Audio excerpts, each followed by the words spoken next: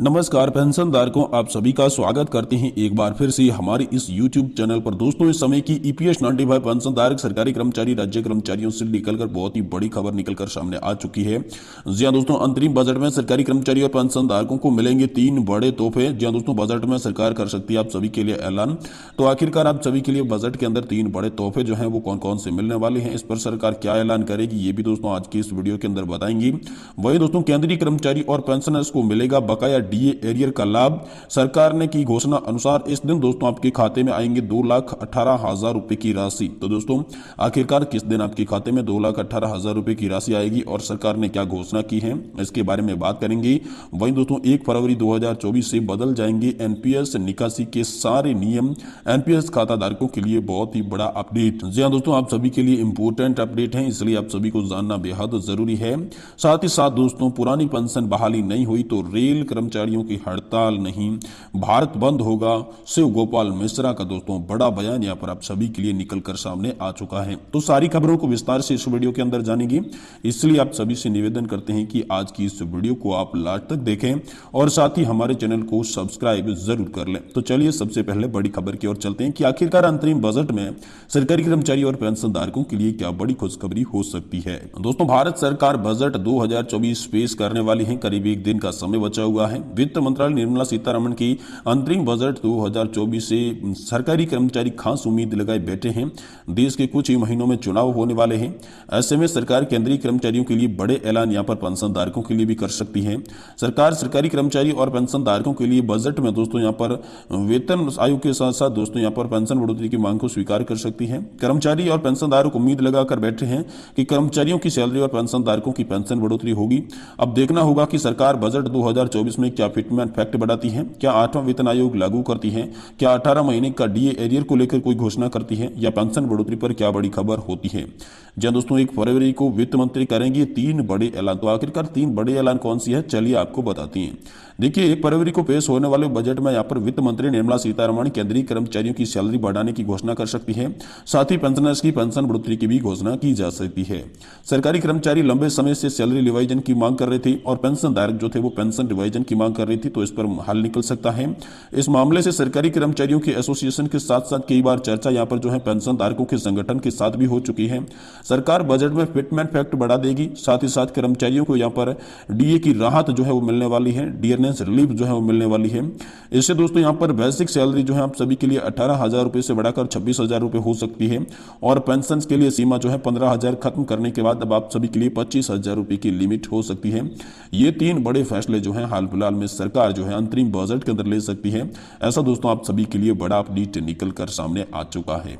वही दोस्तों, केंद्रीय कर्मचारी और पेंशनर्स को मिलेगा बकाया DA एरियर का लाभ। सरकार की घोषणा अनुसार इस दिन खाते में आएंगे 2,18,000 रुपए। तो चलिए जानते हैं कि आखिरकार DA एरियर का लाभ कैसे मिलेगा और सरकार ने क्या घोषणा की है, जिसके तहत आपके खाते में 2,18,000 रुपए की राशि जल्द ही आने वाली है। देखिए दोस्तों, कोरोना महामारी के दौरान केंद्र सरकार ने कर्मचारी और पेंशनर्स को 18 माह का DA और DR नहीं दिया था।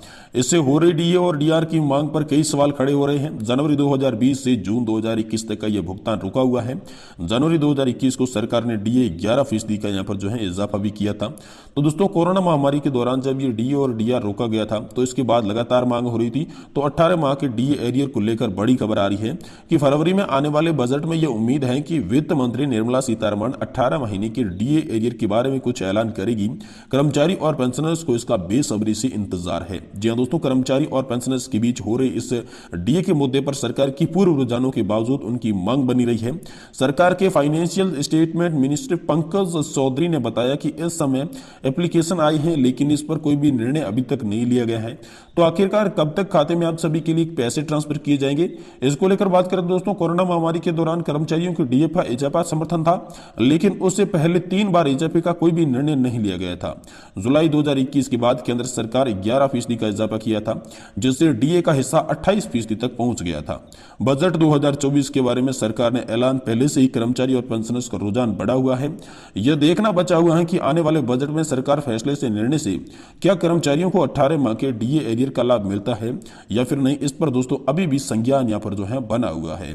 वही दोस्तों आप सभी के लिए पुरानी पेंशन बहाली नहीं हुई तो रेल कर्मचारी हड़ताल नहीं करेंगे बल्कि भारत बंद होगा। और इस पर शिव गोपाल मिश्रा का दोस्तों बड़ा बयान आप सभी के लिए आया है। महत्वपूर्ण खबर आप सभी के लिए इंपोर्टेंट खबर है, आप इस खबर को अंत तक जरूर देखें, तभी पेंशन धारक जो भी हैं उनके बारे में क्या ऐलान हुआ है वो दोस्तों आपको विस्तार से पता चलेगा। देखिए दोस्तों, नॉर्दर्न रेलवे मैस यूनियन लेखा मंडल का सम्मान समारोह लखनऊ में आयोजित किया गया था। कार्यक्रम में all India railwaymen's federation के महासचिव कॉमरेड शिव गोपाल मिश्रा उपस्थित थे। इस मौके पर शिव गोपाल मिश्रा ने सभी को आश्वासन दिया कि किसी भी स्थिति में सरकार को पुरानी पेंशन बहाली करनी होगी। हमें संघर्ष करते रहना है, सरकार निश्चित तौर पर हमारी मांग मानेगी। अगर सरकार इससे पीछे हटती है तो हमारे पास अन्य विकल्प भी है, जिसे लेकर रणनीति तैयार कर ली गई है। जरूरत पड़ी तो रेल से भी पीछे नहीं हटा जाएगा और भारत बंद भी किया जाएगा। दोस्तों, एआईएसएफ के महामंत्री कॉमरेड शिव गोपाल लेखा मंडल को सफल पूर्वक एजीएम ने बधाई दी। कहा कि यह हमारे भविष्य की लड़ाई है, हमारे लाखों कर्मचारियों का भविष्य तय होना है।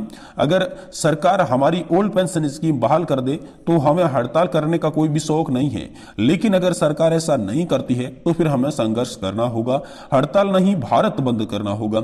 इसमें सभी रेलवे कर्मचारियों के अलावा शिक्षक, राज्य कर्मचारी भी शामिल होंगे।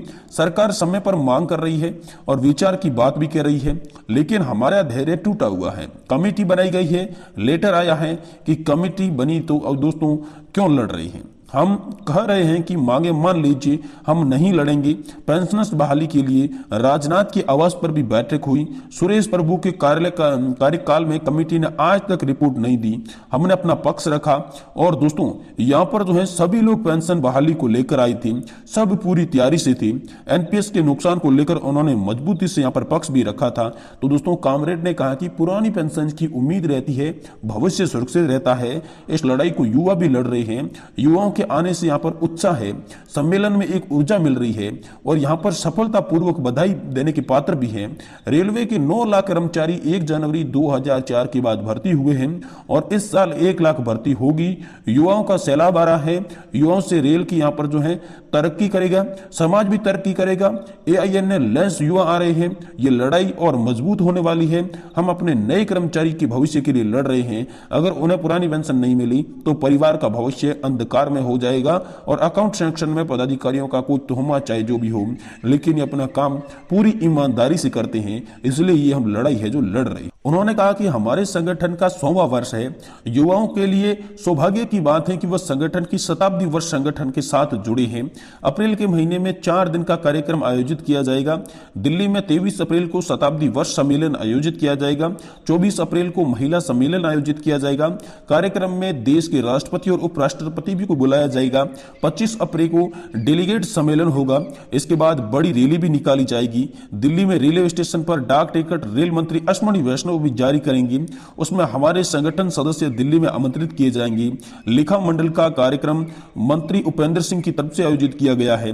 इस दौरान केंद्रीय कोषाध्यक्ष परिवेन सिंह, प्रीति सिंह ने भी यहाँ पर लेखा मंडल के पदाधिकारियों और सदस्यों के समपक्ष में अपने विचार भी रखे हैं। तो दोस्तों अब यहाँ पर जो है रेलवे कर्मचारियों ने भी कह दिया है साफ तौर पर कि अगर पुरानी पेंशन योजना को बहाल नहीं किया तो देश के अंदर हड़ताल नहीं होगी बल्कि पूरा भारत बंद करेगा। और इसको लेकर हाल फिलहाल में शिव गोपाल मिश्रा ने दोस्तों सभी के लिए यहाँ पर बड़ा आदेश जारी किया है। वही दोस्तों अगली बड़ी खबर की बात करें तो 1 फरवरी 2024 से एनपीएस के तहत यानी कि नेशनल पेंशन सिस्टम के तहत बहुत सारे नियमों में बदलाव होने वाला है, जिससे एनपीएस खाता धारकों को इसके बारे में पूरी अपडेट रखनी बहुत जरूरी है। अगर आप एनपीएस खाता धारक है, ईपीएस 95 पेंशन धारक है, तो दोस्तों आप सभी को 1 फरवरी 2024 से क्या नियम बदलेंगे ये भी हम इस चैनल के माध्यम से बताएंगे। इसलिए आपसे निवेदन है कि आप चैनल को सब्सक्राइब जरूर करें और आज की इस वीडियो को लाइक जरूर करें।